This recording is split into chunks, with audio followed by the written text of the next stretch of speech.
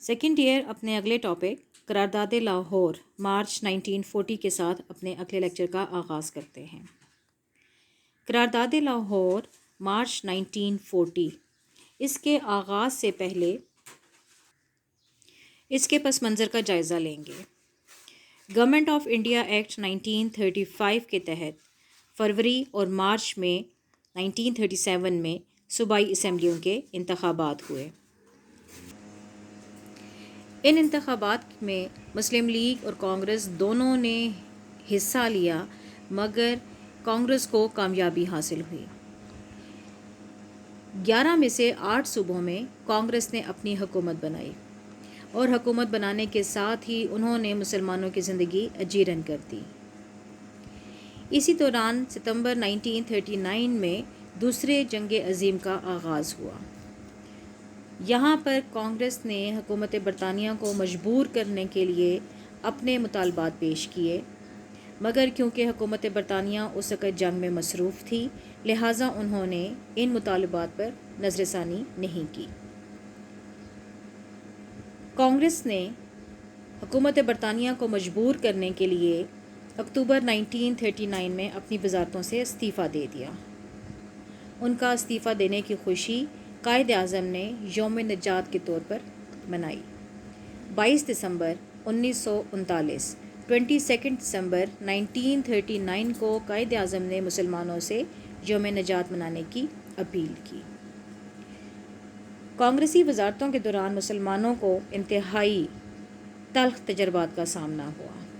ان کو یہ احساس ہو گیا کہ اگر انگریز ہندوستان سے حکومت چھوڑ کر چلے جاتے ہیں تو اکثریت میں ہونے کی وجہ سے کانگریس حکومت سنبھالے گی اور اس کے بعد مسلمانوں کی زندگی ہمیشہ کے لیے اجیرن ہو جائے گی۔ لہٰذا اب ضرورت اس بات کی ہے کہ انگریزوں کی موجودگی میں ہی بر صغیر کی آزادی کی بات کی جائے۔ صرف آزادی کی نہیں، بر صغیر کی تقسیم کی بھی بات کی جائے۔ لہٰذا مارچ 1940 میں مسلم لیگ کا سالانہ اجلاس جو لاہور میں منعقد ہوا، جو منٹو پارک میں ہوا، جس کا موجودہ نام اقبال پارک ہے، اس میں قائد اعظم نے باضابطہ طور پر اس بات کا اعلان کیا کہ ہم لوگ ہر لحاظ سے ایک قوم ہیں، لہٰذا ہر قوم کا اپنا علاقہ ہوتا ہے، اپنا ملک ہوتا ہے، اس لیے بر صغیر کے مسلمانوں کے لیے بھی ایک آزاد ریاست ہونی چاہیے۔ اجلاس کے اگلے دن 23 مارچ 1940 کو بنگال کے وزیر اعلیٰ مولوی فضل الحق نے قرارداد لاہور پیش کی۔ قرارداد کا متن یہ ہے۔ اس میں واضح طور پر مسلمانوں نے اس بات کا ارادہ ظاہر کر دیا کہ اگر ملک میں کوئی دستور نافذ کیا جائے گا تو مسلمان اسے اس وقت قبول کریں گے جب تک کہ مندرجہ ذیل اصولوں کو تسلیم نہ کر لیا جائے، جیسے کہ جغرافیائی لحاظ سے، یعنی وہ علاقے جو کہ ایک دوسرے سے جغرافیائی لحاظ سے جڑے ہوئے ہیں، ان کو ایسے حد بندی کر دی جائے کہ وہ علاقے آپس میں خطوں کی صورت میں اکٹھے ہو جائیں، اور اس کے ساتھ ساتھ ضروری علاقائی رد و بدل بھی کر لی جائے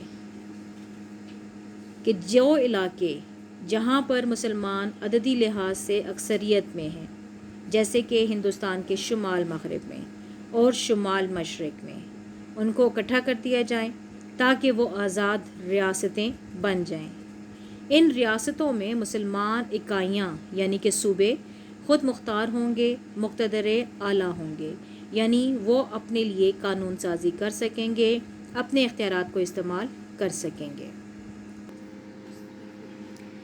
اس بات کو سمجھنے کے لیے آپ اس نقشے کی مدد لے سکتے ہیں۔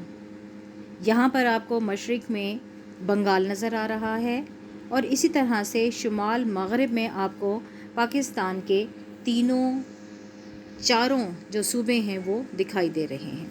لہٰذا وہ علاقے جہاں پر مسلمانوں کی آبادی ہے، جیسا کہ بنگال میں مسلمانوں کی آبادی تھی، پنجاب میں، سندھ میں، خیبر پختونخوا میں اور بلوچستان میں، لہٰذا ان علاقوں کی طرف واضح طور پر نشاندہی کر کے یہ کہا گیا کہ ان علاقوں پر مشتمل آزاد ریاستیں قائم کر دی جائیں۔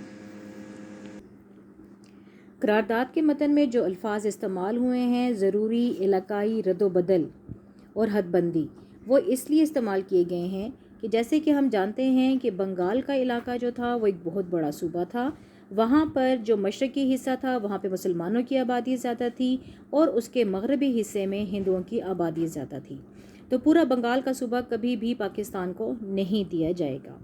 اسی طرح سے پنجاب کا جو صوبہ ہے اس کے مشرقی حصے میں ہندوؤں کی اور سکھوں کی آبادی زیادہ تھی، جبکہ اس کے مغربی حصے میں مسلمانوں کی آبادی زیادہ تھی، لہٰذا یہ صوبہ بھی مکمل طور پر پاکستان کا حصہ نہیں بنایا جائے گا۔ لہٰذا یہ پوائنٹ اٹھایا گیا کہ بنگال اور پنجاب کی ضروری رد و بدل کر کے، علاقائی رد و بدل کر کے ان کی حد بندی کر دی جائے، اور وہ علاقے جہاں پر مسلمانوں کی آبادی زیادہ ہے جیسے کہ مشرقی بنگال میں اور مغربی پنجاب میں، خیبر پختونخوا، بلوچستان اور سندھ میں، وہ علاقے آزاد ریاستوں کی صورت میں قائم کر دیے جائیں۔ یہ قرارداد 23 مارچ کو پیش کی گئی اور 24 مارچ کو اس کی منظوری ہو گئی۔ اس قرارداد کو قرارداد لاہور کا نام دیا گیا، لیکن ہندو اخبارات نے اس کو قرارداد پاکستان کا نام دیا، اور انہوں نے کہا کہ یہ وہی پاکستان ہے جس کا مطالبہ 1930 میں علامہ اقبال نے کیا تھا، اور اس کے بعد ناؤ اور نیور، ابھی یا کبھی نہیں کے نام سے شائع شدہ پمفلٹ میں پاکستان کے مطالبے کے ساتھ کیا گیا تھا، لہٰذا انہوں نے اس کو قرارداد پاکستان کا نام دیا۔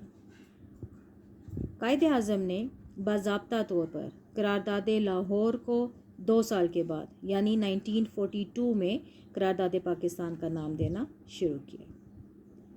یہ وہ قرارداد تھی جس کے ذریعے برصغیر کے مسلمانوں نے باضابطہ طور پر مسلم لیگ کے جھنڈے تلے قائد اعظم کی رہنمائی میں اپنے تمام مسائل کا حل صرف اور صرف پاکستان کی صورت میں حل کرنے کے لیے کوششیں شروع کر دیں۔